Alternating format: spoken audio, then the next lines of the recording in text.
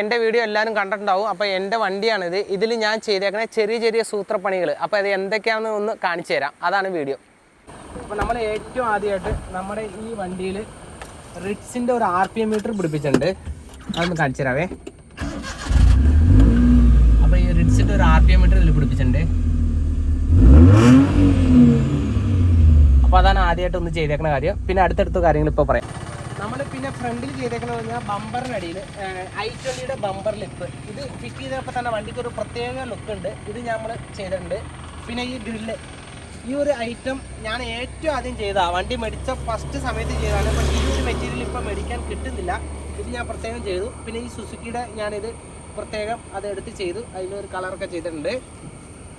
അപ്പോൾ നമ്മൾ ഒരു 13 ഇഞ്ചിൻ്റെ അലോയാണ് ഇതിൽ ഇട്ടേക്കണത്. ഇതിൽ പിന്നെ ബ്രിക്സ്റ്റോണിൻ്റെ ടയറാണ് 165 60 13 ടയർ. പിന്നെ ഹൈറ്റ് മാക്സിമം കൂട്ടിയിട്ടുണ്ട്. അതെന്ന് വെച്ച് കഴിഞ്ഞാൽ 3-4 പേരൊക്കെ ഇരിക്കുമ്പോൾ ഒരു ടയർ കുറയാനുള്ള ചാൻസ് ഉണ്ട്.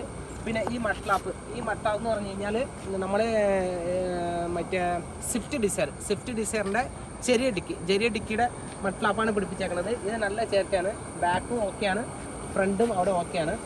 പിന്നെ ഇവിടെ റണ്ണിങ് ബോർഡിൻ്റെ സൈഡിൽ വാഗനർ സിംഗ്രയുടെ മറ്റെന്താ പറയുക സൈഡ് സ്കേർട്ട് അല്ലേ, സൈഡ് സ്കേർട്ട് ഇവിടെ പിടിപ്പിച്ചിട്ടുണ്ട്. അതാണ് ഇതിൽ എക്സ്ട്രാ ചെയ്തേക്കുന്നത്. പിന്നെ ബാക്കിലേക്ക് വരികയാണെങ്കിൽ പിന്നെ ഈ ഒരു ലൈറ്റ്, ഇത് നമ്മുടെ സ്വിഫ്റ്റിൻ്റെ ഒക്കെ റിയർ ഫോഗാണ്.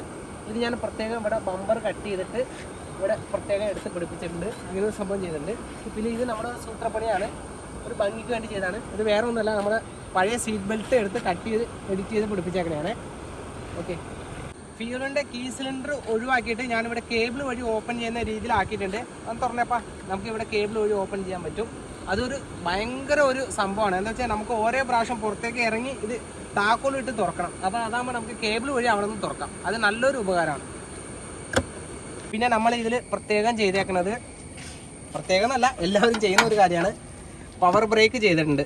അപ്പോൾ അതിൻ്റെ ഒരു ബൂസ്റ്ററും കാര്യങ്ങളും ഇതെല്ലാം ഞാൻ പ്രത്യേകം ചെയ്തിട്ടുണ്ട്. പിന്നെ ഞാൻ എൻജിനിൽ നിന്ന് ബോഡിയിലേക്ക് ഒരു പ്രത്യേകം ഞാൻ എർത്ത് സെപ്പറേറ്റ് എടുത്ത് ചെയ്തിട്ടുണ്ട്. അത് ഞാനൊരു മെക്കാനിക്ക് ആയതുകൊണ്ട് ഒരു അഡീഷണൽ ആയിട്ട് ഒരു സപ്പോർട്ടിന് വേണ്ടി ചെയ്തേക്കാനാണ്, ഇലക്ട്രിക്കലിൻ്റെ ഒരു പവറിന് വേണ്ടിയിട്ട്.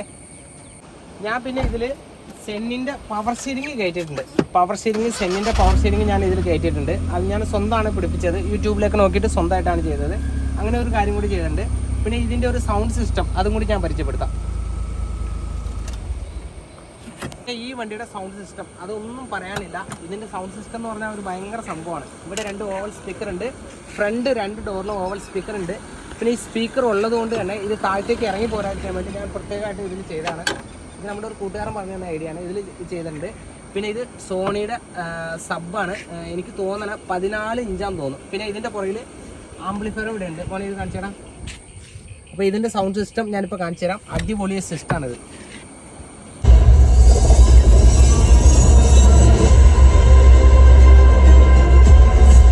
Your team has been betrayed, Ethan.